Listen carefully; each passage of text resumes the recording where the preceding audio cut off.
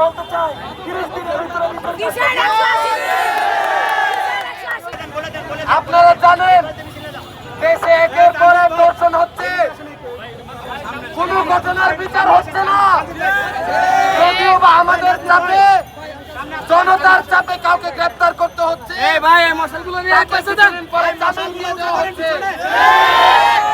আমাদের মাঝে মাঝে বলতে হয় ধর্ষণের যে আইন বাংলাদেশে আছে সেটা ধর্ষককে রক্ষা করার জন্য বানিয়ে পুরো রাষ্ট্র কাঠামো মিলে ধর্ষকদেরকে রক্ষা করে চলেছে। এমন অবস্থায় রাষ্ট্র যদি ধর্ষণ ব্যবস্থার সমাধান করেন, আমরা একবার রাষ্ট্র সংস্কার করে দেখিয়েছি, দরকার হলে আমরা আবার রাজপথ আন্দোলন করে তুলব। এখানে দাঁড়িয়ে আমি আইইউবিএটি শিক্ষার্থীদের যে 9 দফা দাবি, সেই 9 দফা দাবি ঘোষণা করছি। আমাদের দাবি 1, ধর্ষকের সর্বোচ্চ শাস্তি মৃত্যুদণ্ড নিশ্চিত করতে হবে। আমাদের দাবি 2, ধর্ষণের মামলা সমূহ বিশেষ ট্রাইব্যুনালের মাধ্যমে 30 দিনের মধ্যে রায় ঘোষণার মাধ্যমে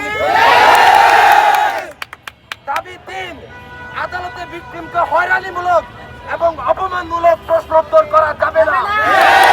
ভিকটিমের চিকিৎসা এবং সামাজিক নিরাপত্তার দায় সরকারকে নিতে হবে।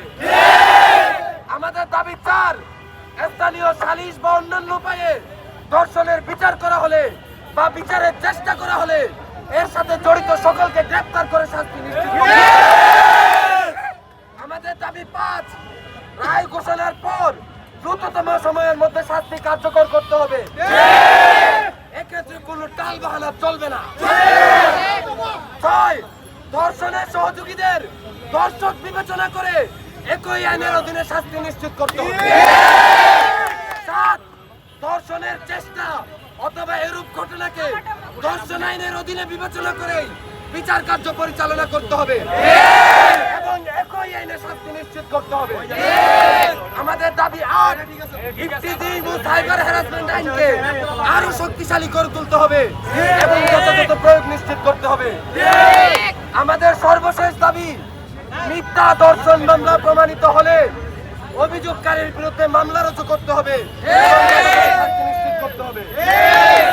অবিলম্বে এই 9 দফার ভিত্তিতে যদি রাষ্ট্রপক্ষ থেকে কোনো বক্তব্য না আসে, তবে উত্তরার সকল শিক্ষার্থী জনতাকে সাথে নিয়ে আমরা আবার 24-এর মতো উত্তরা ব্লক করে দেব।